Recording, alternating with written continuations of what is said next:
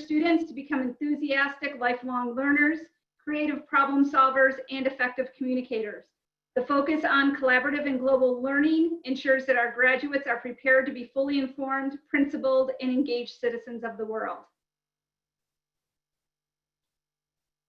At this time, I will turn it over to Mr. Crapo to provide a remote learning overview.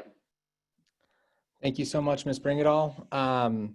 So what we really wanted to do, and there was a whole team of people that worked on this all summer long, and really trying to put our best thinking forward and to make sure that we get this right for our students in our community. We want to make sure that we can make students prepared for the ever-changing world. We all know that we had to change on a dime back in March on the way that we lived our life. And that we have the capacity to do that because of the skills that we have, and we want to make sure that we're giving those same skills to our students. We also want to make sure that we're building community. That is vitally important to us. The schedule that you'll see here in a moment is built to make sure that we are supporting the social emotional needs of students and the academic needs of students. I mean, we all know what the spring was like. For every family had a different situation with it, and we know instead of having to turn on this in 3 weeks, we were able to really put our best thinking forward to make sure that we can try and meet as many needs as we can possible. And we really want to accelerate that teaching and learning that we missed out on in the spring. And really, as Ms. Bringadall said, IB we really want to make sure that we prepare all students for that IB diploma program, and then our PSAT assessments as well, and make sure that we have as many options as possible for our students when they leave Northfield High School. And that's our goal here, is we want to give kids multiple pathways, multiple options as to what will work best for them. If you can move to the next slide, please. So what that's going to look like, we're going to have live instruction every day through class, office hours, through tutoring time. That is going to be built within the schedule. Advisory is going to be the first part of the day, probably the first half hour of the day from 8 to 8:30 in the morning. That's going to be Tuesday through Friday. Schoology, we got a lot of feedback about Schoology in the spring from parents and students and faculty as well. And we've worked really, really hard this week. Teachers have been making sure that we want everything to look the same, so students and parents know where exactly to go in each class and know how to contact those teachers. And there's really been a lot of thought that's gone into that to ensure that we have uniformity across, and there isn't there aren't different places to go for different classes, and we really want to make sure that we have that right for you and our community. And as I said earlier, we have built-in support time. Right now, because we're all remote, students who selected the remote only option in the annual family update, and then the in-person option, will all be taught in the same class through the first quarter. We're going to keep it that way until we find out more information. As Ms. Bringadall has said, change is the only constant that we have right now, and we feel like the schedule that we have built will be able to pivot one way or another very quickly. Next slide. So you can see this schedule here.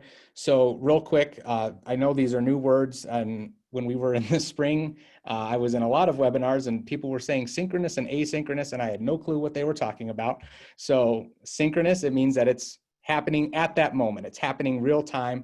Asynchronous means that the instruction would be recorded or assignments may be posted, and the students can do it when it works best for them.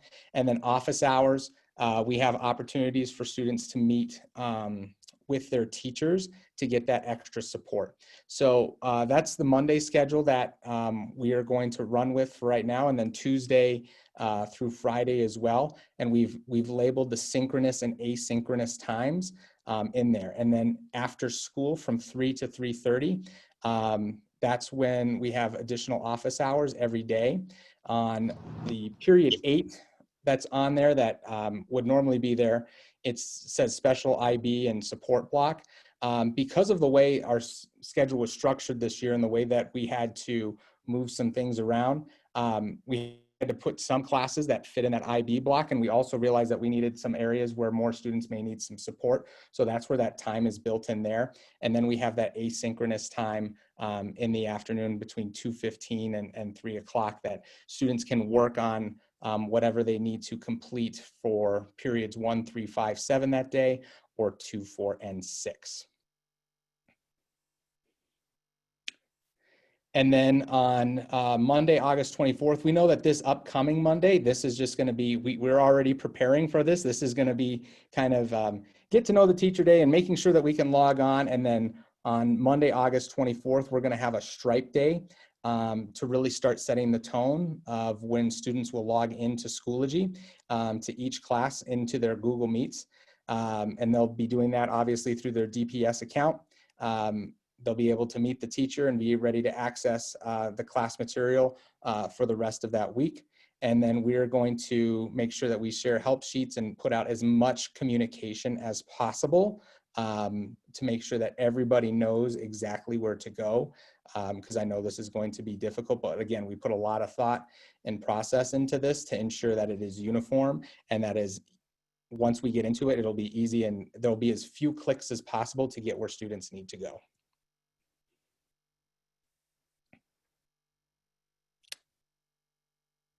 Q&A time, Miss Bring It All. There was a question from Nicole Parker asking about if somebody is a senior and has been working with one of the counselors for a while, can they keep that counselor, or what would be the right, even if the alpha has changed? Yeah, for that question, yes. In terms of the way that we've broken down the alphabet, it's just for us to make sure that all counselors are accounted for, taking care of an equal number of students, and one doesn't have all 1,300. If you have a senior who is closer to, I would assume just because the last name was Miss Odekirk, totally allowed to work with Miss Odekirk in whatever capacity.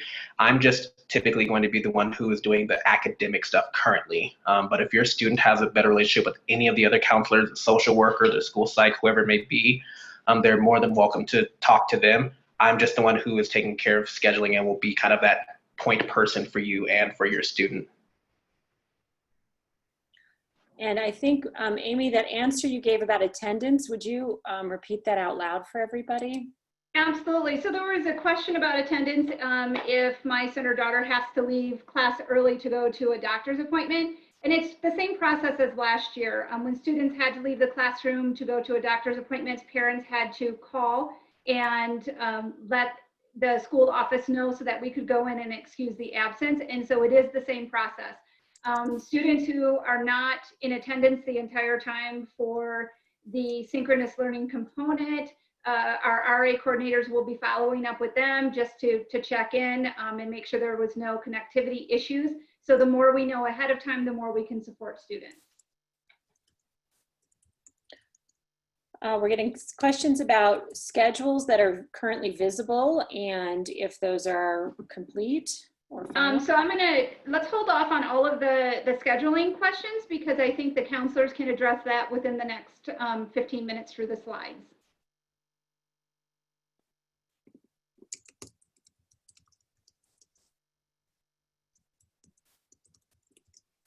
Okay, I think maybe we should move forward then. I do as well, thank you. Hello everyone, my name is Ellie. I'm one of the new counselors. Here's just a little intro here. I'd seen this question come up in the chat, but your counselors are by alpha. So depending on what your last name is, if your last name is F through K, I will be your counselor. And then I'll let Nick and Jared introduce themselves. All right, I will jump in. I have the beginning of the alphabet this year. So my name is Nick Bond, and I have students with the last names A through E.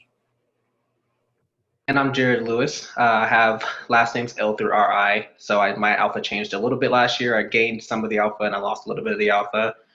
And then Miss Odekirk, she has last names RO through Z. Something I think is really cool that I don't think we get to say a lot, or really nobody knows, is amongst our team, we have over a combined of 20 years experience. So a lot of a good wealth of knowledge and love for students to come into Northfield.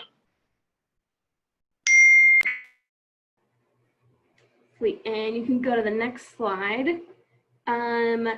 So I'm just going to talk briefly about advisory. So advisory will be from 8 to 8:30, Tuesdays through Fridays. This is a DPS directive to address social emotional needs. All of us as school counselors have our masters in some form of mental health, school counseling, something of that nature. And so this is kind of our wheelhouse. And it's something new, but I can speak for most of us in saying, or well, for all of the mental health team and saying, we're definitely excited about it. So Tuesdays are going to be kind of a check-in for students and teachers to connect, to build trust and rapport, as well as to check in on academics. And then Wednesday through Friday is going to be more of the social emotional lesson planning. Our mental health team, which includes the assistant principal you met earlier, Miss Jessica Rodriguez-Bracey. She's overseeing us, and so includes the school counselors as well as the school psych, school social worker, and our school-based therapist. So, oh, and as well as some teachers, I almost forgot. We have some awesome teachers who are volunteering as well to be on the advisory committee. And yeah, we're building the curriculum that is going to address self-awareness, self-management, social awareness, interpersonal skills, relationship skills, and responsible decision-making. So more to come on that, but just wanted to give you guys a little bit of info about advisory.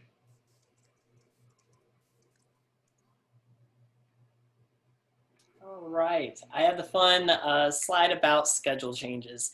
So as of right now, I can assure you it's been a few long days. Counselors are looking over every student's individual schedule to make sure, especially for our seniors and upperclassmen, that we're fulfilling the graduation requirements and getting kids what they need in their schedule. So there's definitely a hierarchy in terms of seniors first, and then juniors and so on. So we've been working diligently on all 1,300 schedules one by one.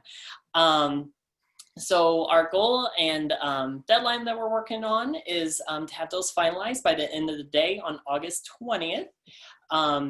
I understand that some students and parents can see courses in Schoology, and those are still schedules, still a work in progress until the end of that day on the 20th. So I can attest lots of schedule changes have been happening, a lot of corrections.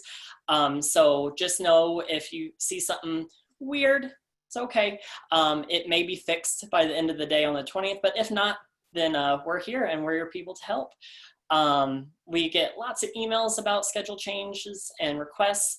So until the 20th, it may fix itself as we work through those one by one.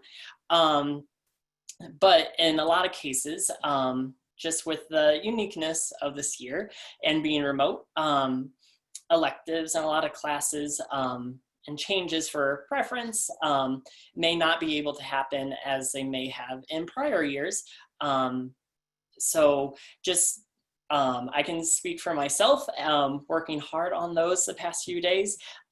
Just give us a little time. If we're slow to respond, I will apologize in advance, but we're working through kid by kid. And if for some reason you don't hear back from us, I know for myself, email's the best. Shoot me an email and I will get back to you as soon as I can. And the other counselors, I can attest, we've all been powwowing and getting through those schedules as quick as we can.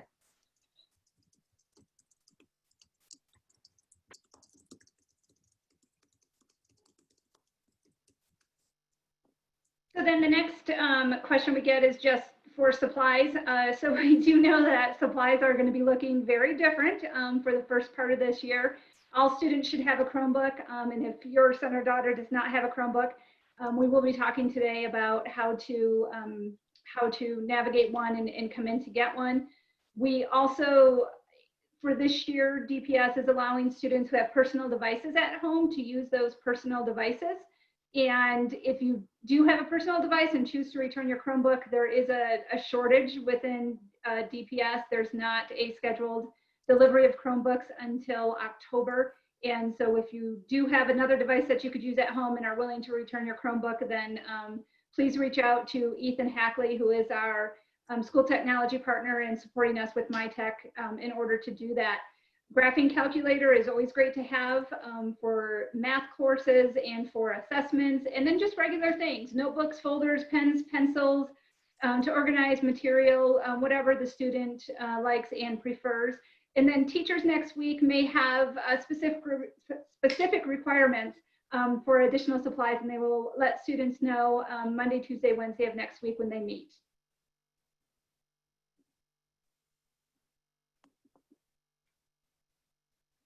So students, I'm Ezekiel Consi, I'm your Dean of Students. I'll be working with my restorative team, including Mr. Jones, in collaboration with all the teachers.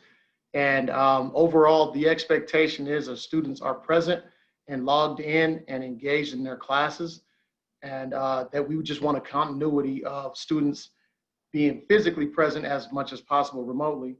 So what that looks like is they're logging into their class, their cameras are on, their audio is on, and they're engaging in every aspect of their class, and they're working from a very responsible, respectful place outside of their bed.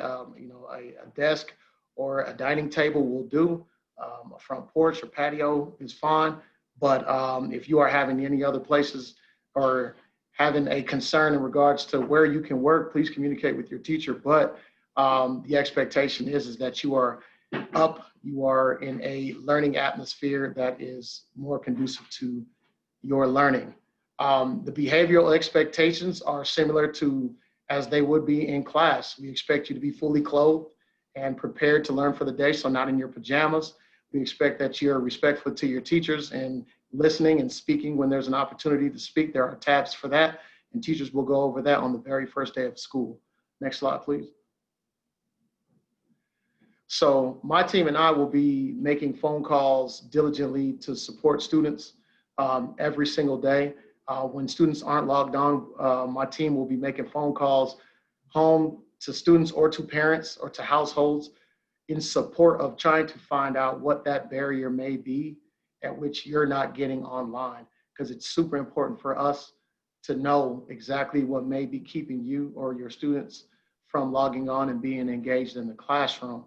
But with that being said, we will also be, with the behavioral expectations, we'll be supporting our teachers by tooling them with restorative practice interventions in regards to when students may have some kind of disruptive behaviors.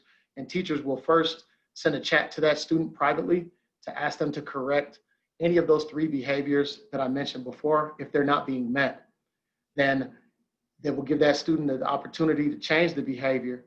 And if they do not change that behavior, the teacher will be sending a second message at which they will be asking restoratively if the student has any barriers of which they can't meet any of those 3 auditory, visual, or environmental expectations for those students. Now, in the event that those students refuse and cannot meet those expectations just because they choose not to, then at that point, the teacher, myself, or Mr. Jones, or one of the restorative team will be contacting the parent to talk about what things we need for those students to change that behavior, but also trying to find out what things they need from us to support them in changing that behavior. In the event that a threat or inappropriate or unsafe behavior is displayed in those meetings, those students will be immediately removed from the class. Myself and Mr. Jones will be contacted. We'll be consulting with the admin team on how to move forward, and we'll be contacting parents immediately. Next slide. I wonder if we should pause here just to answer a couple questions before we proceed with IB, because I think a few have backed up. Would that be okay with you guys? Yeah, that's fine. Okay. There was a question, I think Zeke has answered Jennifer's question about teacher management. Is there anything more you want to say about teacher management of remote learning? I mean, I think that a lot of what he said there. There was also a question related, will kids who miss a class daily get a call? Like if you miss a class that day, will they get a call that day? Students who miss class on the very first day will receive a call from our team just to try to find out why they missed them. The first day is the most important day just because it kind of sets the expectation of norms in the class and just what to expect from the class throughout the day and throughout the semester or throughout the quarter.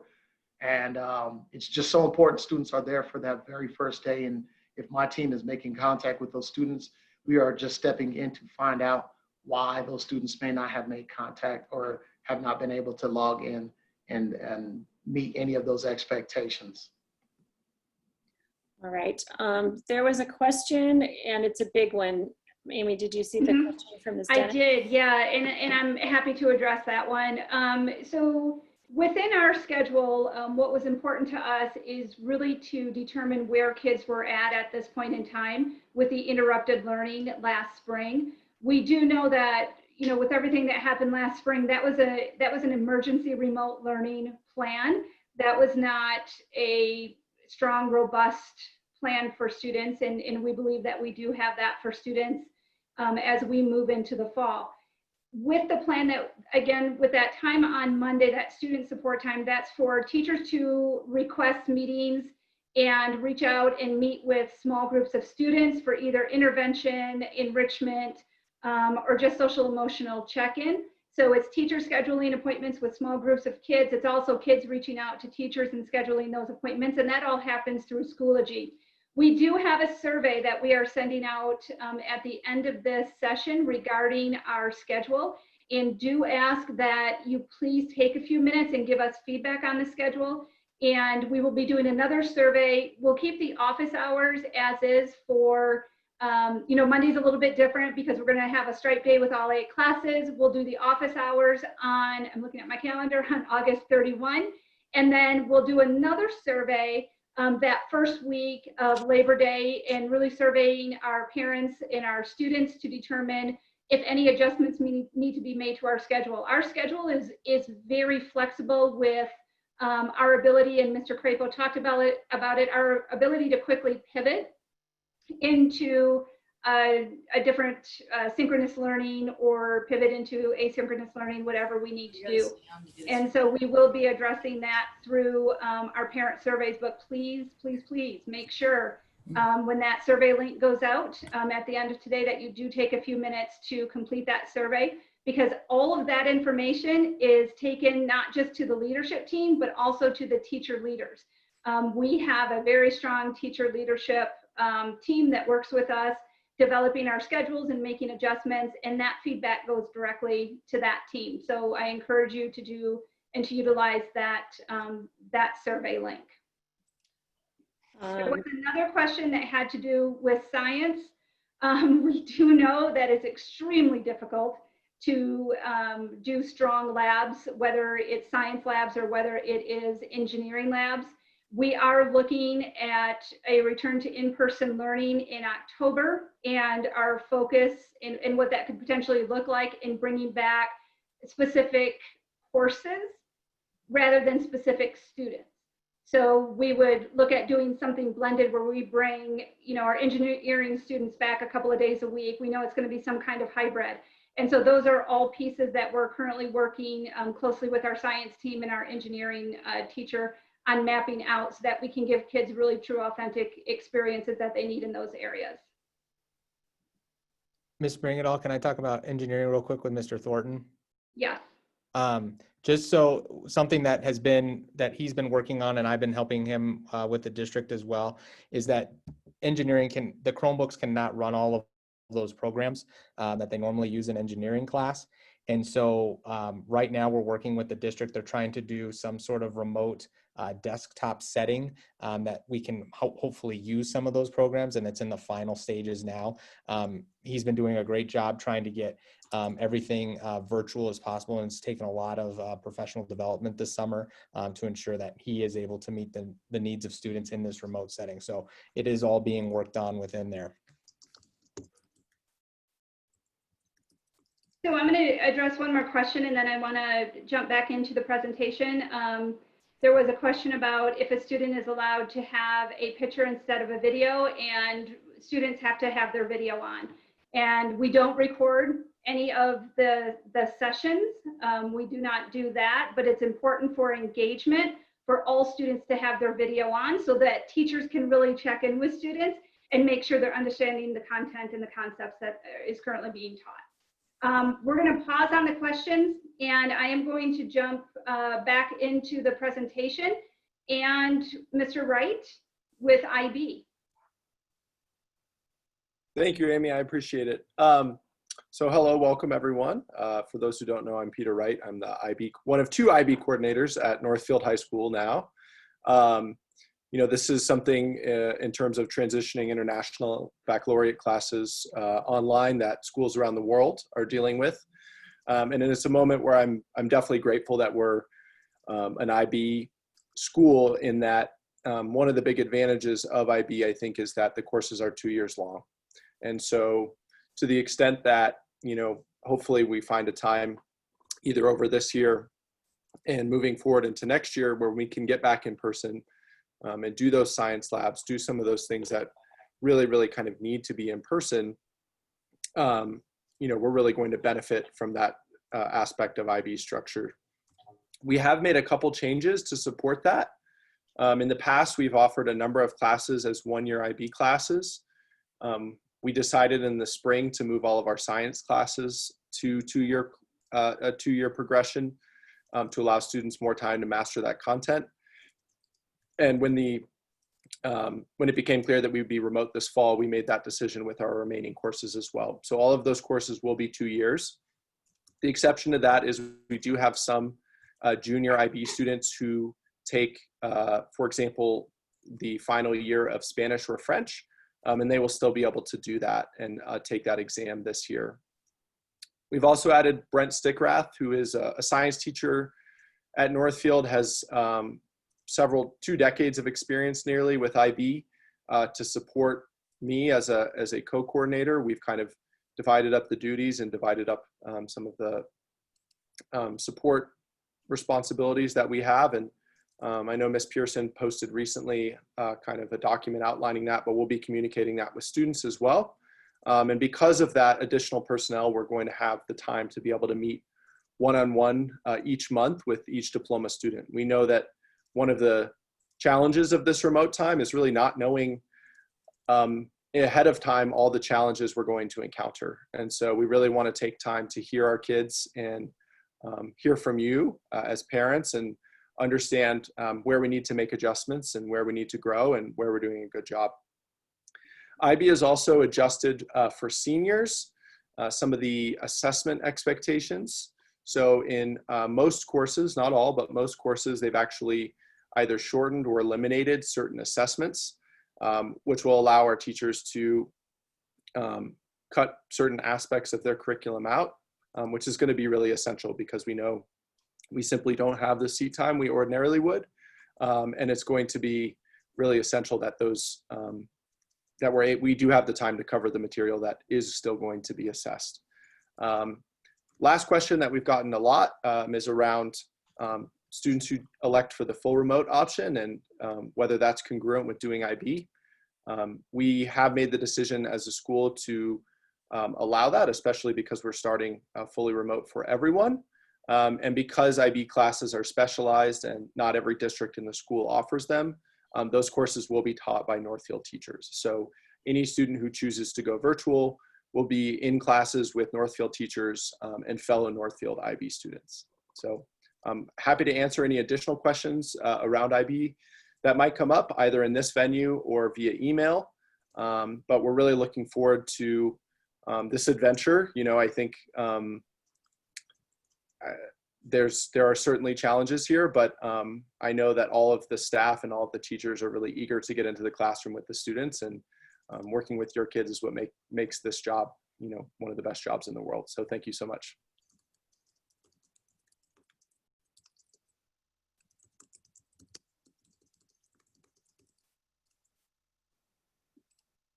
Thank you, Mr. Wright.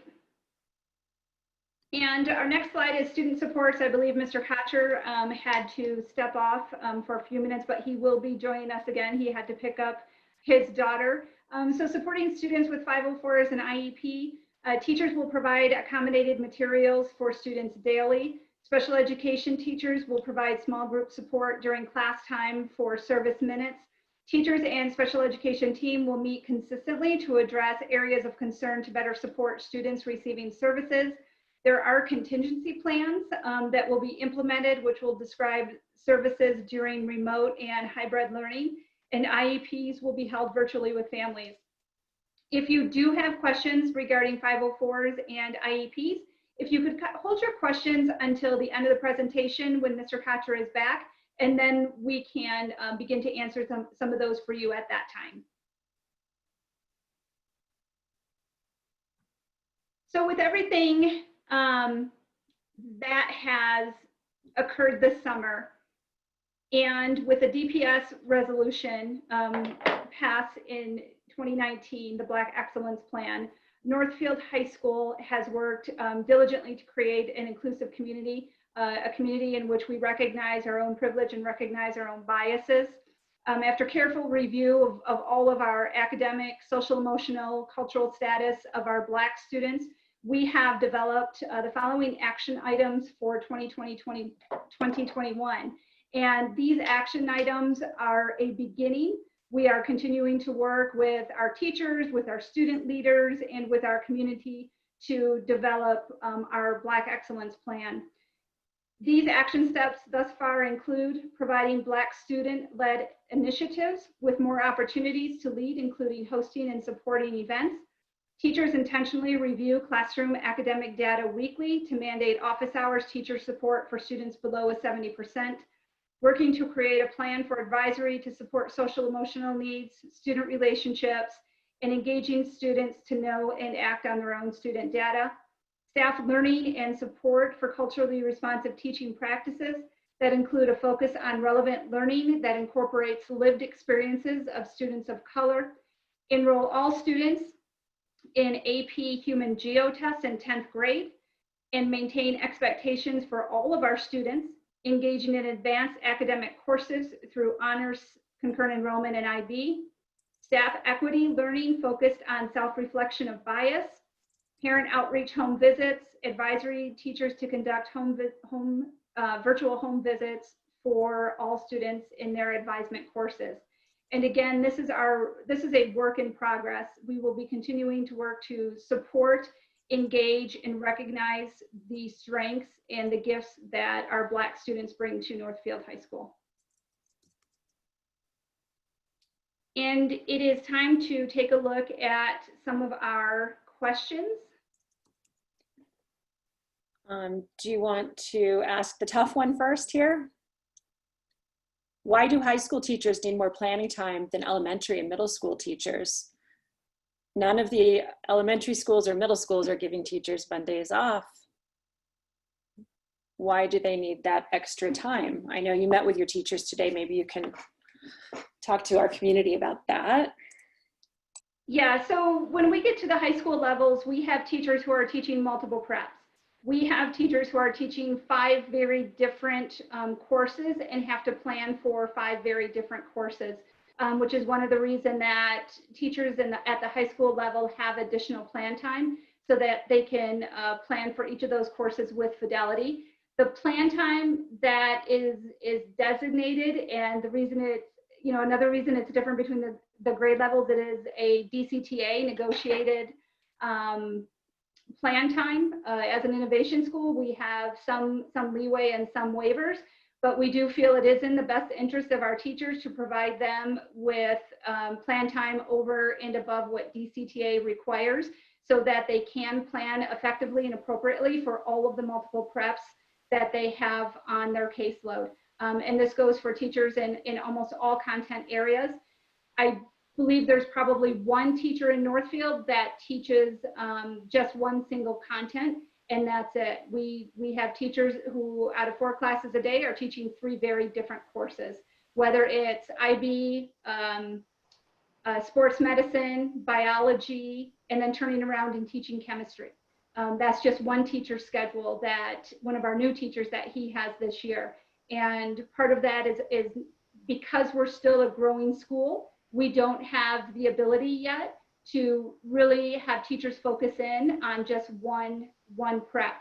I will say that we are, and that's why I'm again encouraging you, fill out the survey, send me an email directly, letting me know your thoughts on the schedule and any potential changes, because anything that I get goes directly back to our leadership team, we call that the ILT, the instructional leadership team, that is comprised of the administrative team and teacher leaders.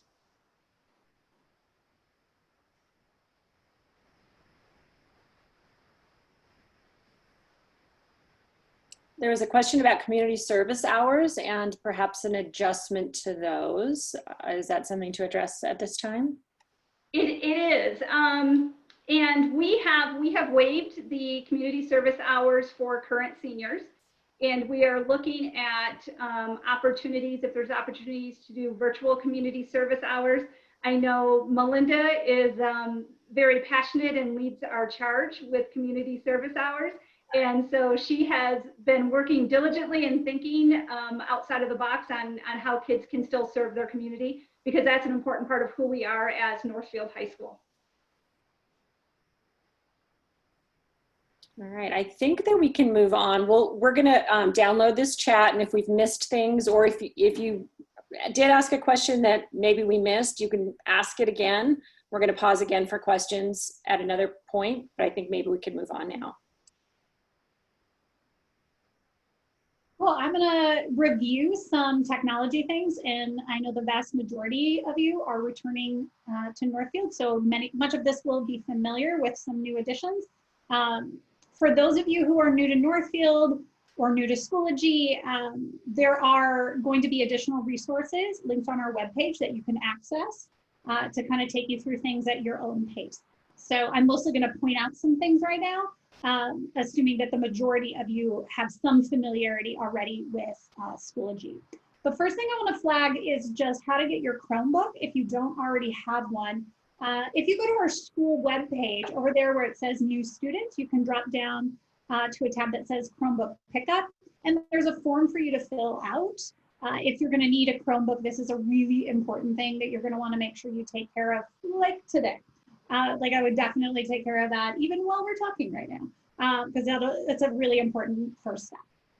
The next thing I want to talk about is how to get at any grade and class information. And the first thing I want to make sure is real clear is you have to go through Parent Portal to get to Schoology to see things the way you want to see them.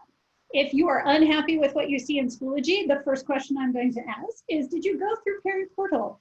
Because that will solve the majority of your problems. So to go to a Parent Portal, it's just that myportal.dpsk12. It's where all the DPS stuff for parents typically lives. So you're going to really want to make sure you access through Parent Portal to get to Schoology.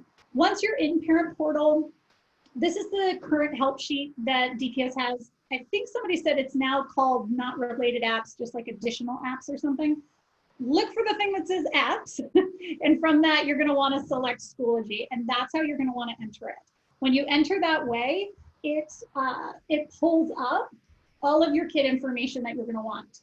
So once you're in Schoology, there are a couple of things you're going to want to notice. I'm trying to, hopefully you can see my little red swirly here.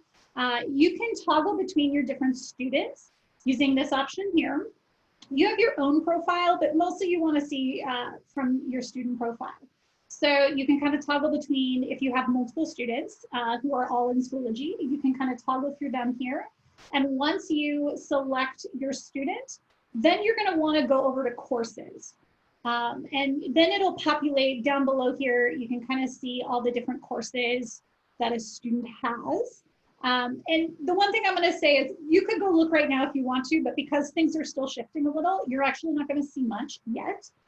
This will be something to take a look at over the weekend. Teachers will have all of their course information in there by Monday. Right now, since we're still kind of getting some things finalized, most all that information is hidden right now. But I just wanted you to have a sense of where you go to look at it. So you go through Parent Portal, always, always, always. You select for your student name. And then you can navigate through their different courses. So once you're in there, I just want to point out some of the things you're going to see in Schoology that will look probably a little different than last year.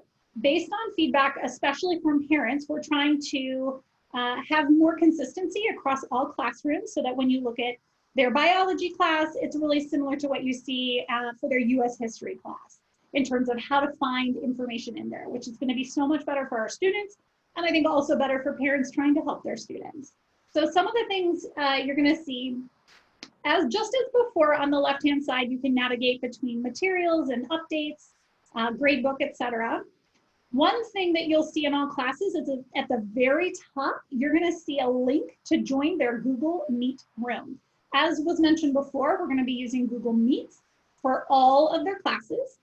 Students will need to make sure they are logged in with their dpsk12.net email address before they click into this.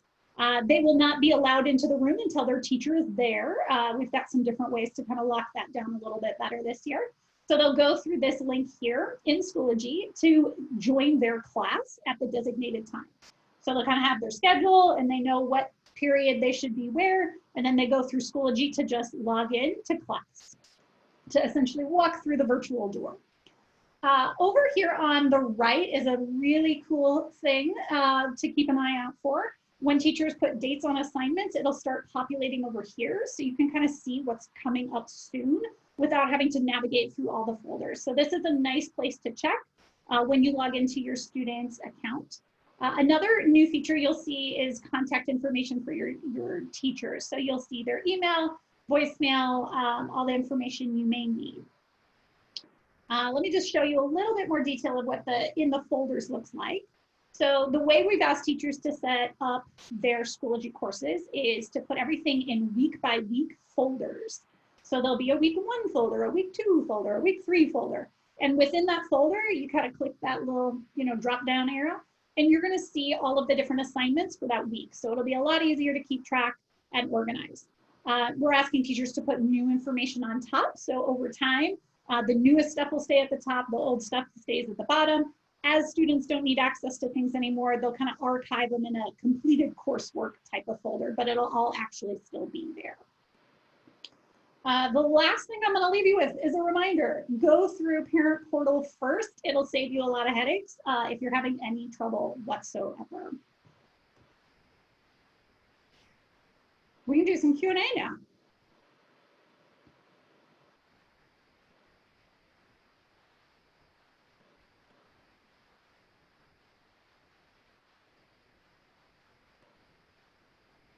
We do have a few minutes left. If you have any additional questions, please feel free to put those in the chat. Internet issues was a question, and I tried to answer it, but I don't know if anybody else can say more, like, what happens if the internet goes down or there's connectivity issues? What are our strategies for that? The big thing we'll do is make sure there's a whole lot of email, clearly communicating with everyone that there's an issue and what we're going to do with it. So our first kind of line of defense will be to ensure there's some kind of email communication to the whole school community. I also see communication there. Yeah, student portal is how students can access Schoology as well. And then I think we have athletics. Yeah, we've got athletics. Question on athletics. I think and I think is Adrian still online? Yeah. I'm back. Okay, you're back. Is the game over? Did they win? The game is over, and our Nighthawk softball team is 1-0. They won. That's awesome. Fantastic. Thank you, sir. No worries. Adrian, I'm going to turn over this section to you so that you can talk a little bit about athletics. Awesome. Thank you very much, and thank you all for being here this evening, taking time out of your night to be with us, to learn more about what's going on and to kind of work through all of this together. I know a lot of this has been frustrating. I know the athletics piece has been frustrating. Believe you me, it was frustrating for me as well, but we are working through it, and we do kind of have a plan moving forward. So I will kind of explain you kind of the basics. We will have another meeting in October to get you updated on in more detail. So again, my name is Mr. Green, Adrian Green. I am very excited to have joining me this year in the athletic department, Chauncey Williams. He is a part-time special ed teacher, and he's also going to support us in athletics. John Calderwood is back, and he is still handling paperwork and fees. Thank you, Coach O, for the congratulations on the victory. Currently, I'm going to go over kind of in more detail what the plan is for the CHSA, but a couple of weeks ago, they released their amended schedule for this year. Currently, we are in Season A. We are playing boys tennis, boys golf, softball, and cross country. Cross country has a meet this Saturday, and softball had a game tonight. Golf has been going. We won a tournament last week, and then tennis will start their competitions next week. Unfortunately, our spectator, we have limitations in how many spectators we can have, and it's limited to one family member per athlete at this point. So as much as we would love to have everyone there, we are limited.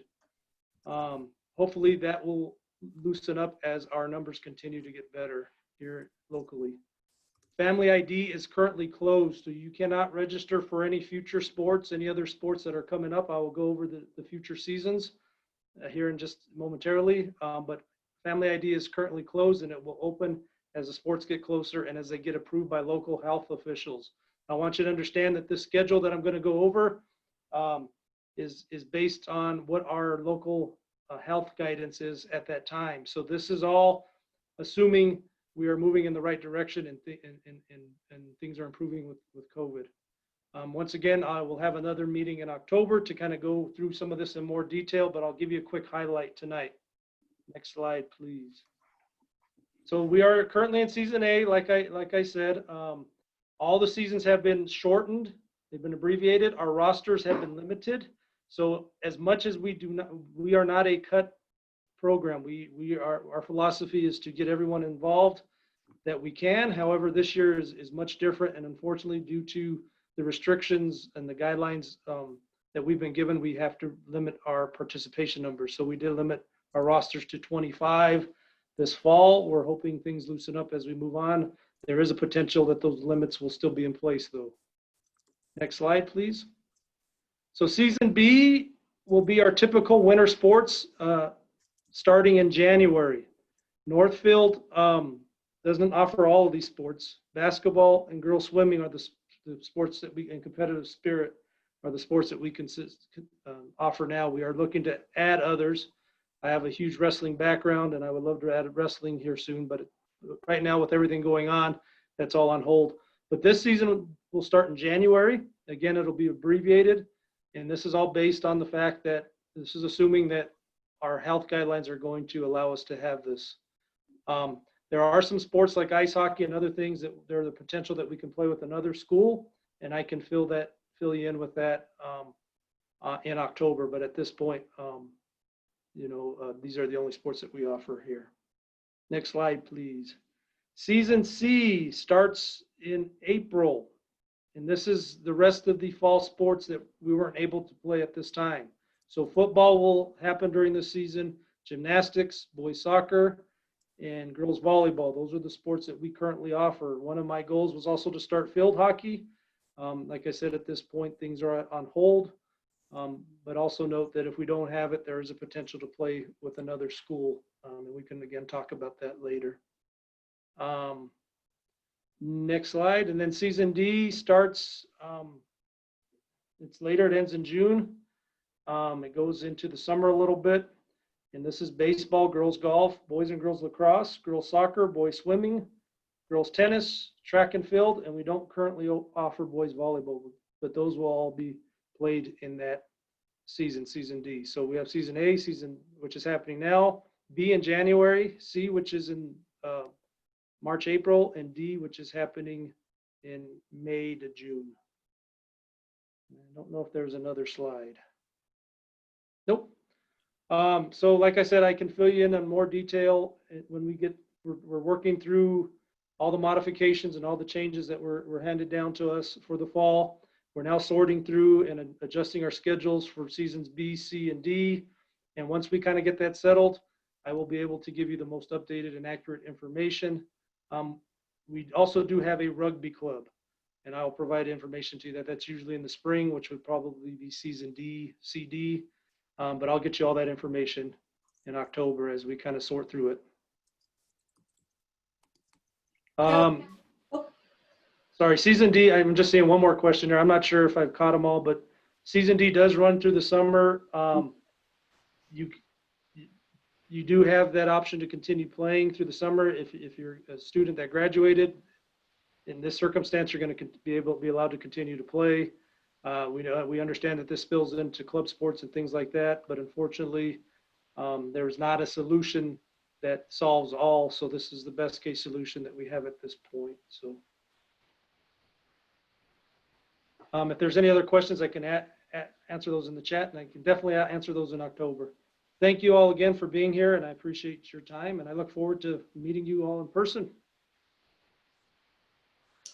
We will have clubs. They will be remote, especially first semester it's looking like, but we will definitely plan to have some clubs and activities. There's a lot of clubs that I think can work in a remote environment. So we have a lot of teachers already ready to continue to offer those clubs. So you can expect similar club offerings to what we've had in the past. And as before, we'll continue to offer opportunities for kids to even start their own clubs. So we can really kind of think creatively about different ways we want to engage in clubs and activities this year. We're going to do a club fair mid-September. Right now, we just really want to get this like first couple weeks off the ground. And then we'll tackle clubs and stuff in mid-September. I'm also going to sneak in an answer to a chat question. So there was a question around accessing documents and being told that like you didn't have permission. So one thing we'll do is we'll talk with teachers about changing some of the settings because there are some different settings we can use. A workaround if you are encountering that and a teacher has forgotten. You can also just ask your student to log in. You should be able to, if your child logs into Google with their DPS credentials, you should be able to view it, even if you're not on a DPS device. So that's a nice little workaround to try as well. So we have some upcoming events. We have a textbook and supply pickup, and that will actually occur beginning August 31. There are some materials that students will need for this remote learning, some English novels, some course textbooks, and some art supplies that kids will be able to pick up. We are working on our back to school night, which will be virtual, and that will be held September 15th, 6:30 to 8:30. Kaleri mentioned, Ms. Cox mentioned the club fair in mid-September, and then we will also have an athletic meeting in mid-October. And the last piece, we've gotten some questions with regard to our return to in-person learning. We are actively working on our in-person learning schedule based on district guidelines. The difficult piece with that is, Adam mentioned it, the only constant is change. And so as we're navigating this process, the guidelines that come from the district, which comes from the health department, change on a regular basis. And so we have, in all honesty, we've actually put a hold on creating our in-person schedule so that we can focus on getting our remote learning up and running and create very rigorous and robust experiences for our students. We will be revisiting our in-person schedule after the Labor Day break, and we will be communicating at the end of September what an in-person schedule will look like on Q2, which begins on October 21st. And actually, I will say that our Q2 begins on Tuesday the 20th. Our leadership and teacher leader have decided to shift our schedule, and we will be eliminating 4 district PD days and bringing kids back into the building. So I don't have those exact dates in front of me, but a calendar is being posted to our website. I believe the first date was a scheduled PD date on September 28th, and that is now a scheduled student contact day. So we are pulling some of those PD days back in favor of extended learning time for students. And with that, we will open it up to any final questions that you have. I do want to apologize. I was checking the chat, and didn't really realize where we were. I've got 2 different screens open with 2 different places in the program. And so I think I cut Kalari and Melinda off at the last question and answer to get to athletics. So I apologize for that. But any questions that we can answer, please put in the chat. We have some time that we'll wrap those up for you right now.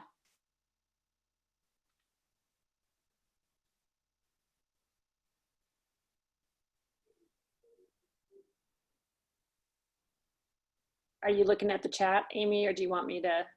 I am. I'm looking at the chat, and there's one about continuing the monthly town halls, and we are absolutely open and going to be doing that. So we'll schedule those so that we'll have either the full team or we'll do principal virtual coffees with me during the month of September, along with also hosting these and having our full team here. So that's definitely in the works for us.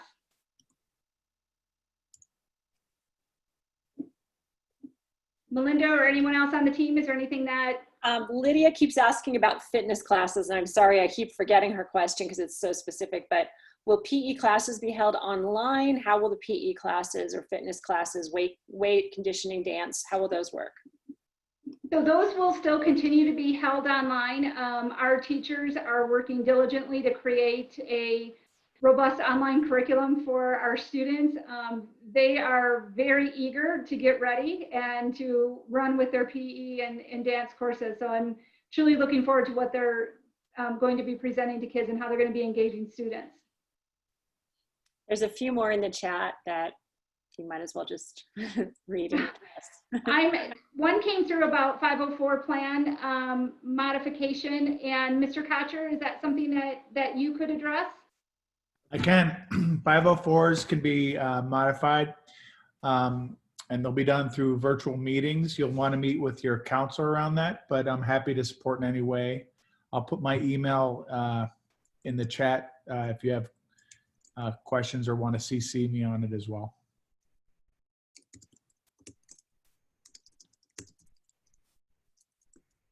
So there was a question about the English books. We have purchased all of the English books and have purchased them in a bundle so that they are a reduced cost.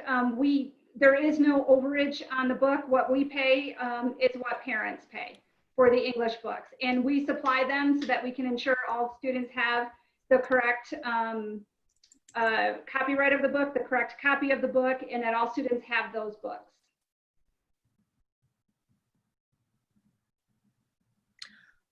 Handle safety with social distancing with this virus. I think she might be asking more about when we return in person, and I feel like you sort of said we're going to talk about that later, but is there anything more to say on that?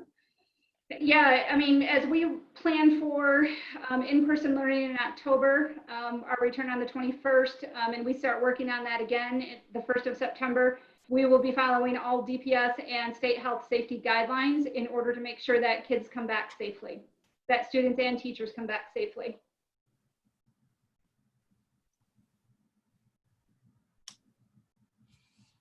All right. Okay, if you have any other questions, just please feel free to drop them in there and we will add those to a question and answer sheet that we have been preparing for you. So thank you guys all again for coming. Truly appreciate it.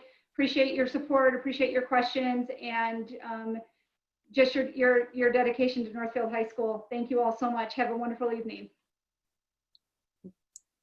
Thank you.